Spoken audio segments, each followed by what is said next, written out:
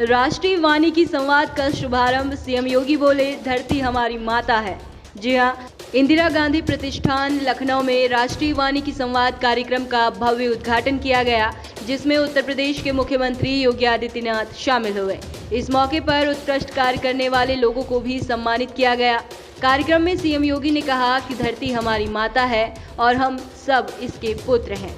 उन्होंने पर्यावरण संरक्षण और वनों के महत्व पर जोर देते हुए कहा कि प्रकृति का संरक्षण हमारी जिम्मेदारी है।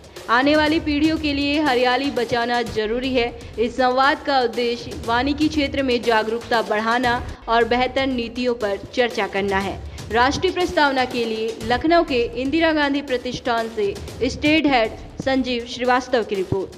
मंत्री ने भी इस बारे में चर्चा की थी कि 10 कूप समावापी 10 वापि समो हृदय, 10 हृदय समम पुत्रो 10 पुत्र समो रुमा, यानी 10 कुओं के समान एक बावड़ी है और 10 बावड़ियों के समान एक तालाब, 10 तालाबों के समान एक पुत्र है और 10 पुत्रों के समान एक वृक्ष है।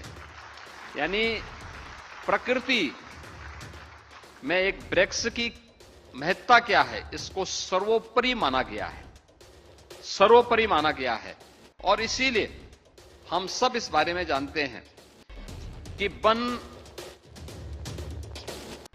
जीवन का आधार और प्रकृति के संतुलन का भी एक महत्वपूर्ण आयाम प्रस्तुत करता है। यदि वन है तो जल है, जल है और वन है तो वायु है, और अगर वायु है तो जीवन है। यानी जीवन की कल्पना इसके बगैर नहीं कर सकती है।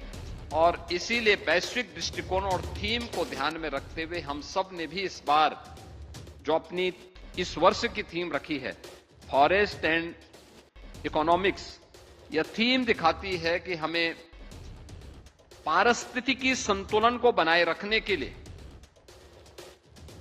वनों से आर्थिक विकास और उससे मानव कल्याण के लिए कैसे हम उसको बेहतरीन तरीके से आगे बढ़ा सकते हैं।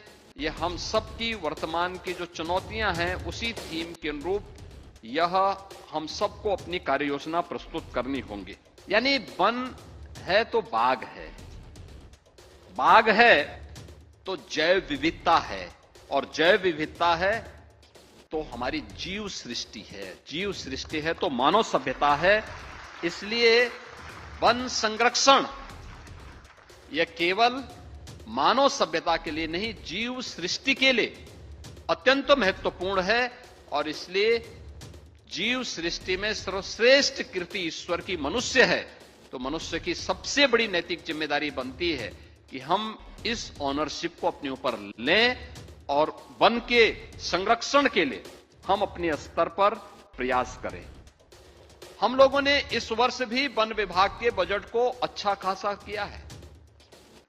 देखिए, कुछ विभाग ऐसे होते हैं जहां पर पैसे के लिए हम कभी हाथ नहीं बांधते, पर्याप्त मात्रा में धनराशि उपलब्ध करवाते हैं। जैसे सुरक्षा के मुद्दे पर हम लोग जब आए थे तब से आज की तुलना में अगर उत्तर प्रदेश के अंदर सुरक्षा के मुद्दे पे बजट आप देखेंगे तो ये कई गुना हम लोगों ने बढ़ा करके दिया है।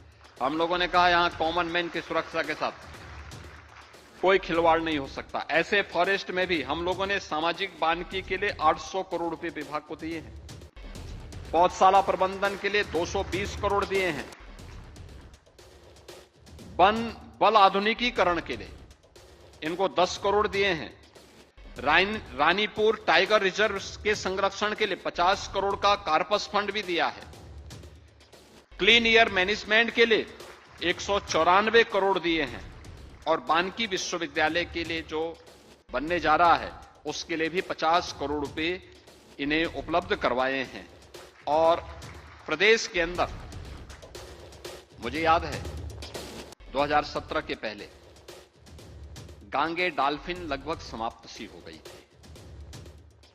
आदरणीय प्रधानमंत्री जी की प्रेरणा से आज देश के अंदर नमामि गंगे परियोजना के बाद गांगे डॉल्फिन फिर से देखने को मिल रही है और मुझे बताते हुए प्रसन्नता है कि जो नदी डॉल्फिन जनगणना हुई थी 23 में, देश के अंदर 6,327 डॉल्फिन में से अकेले उत्तर प्रदेश में 2,397 उत्तर प्रदेश में ये पाई गई।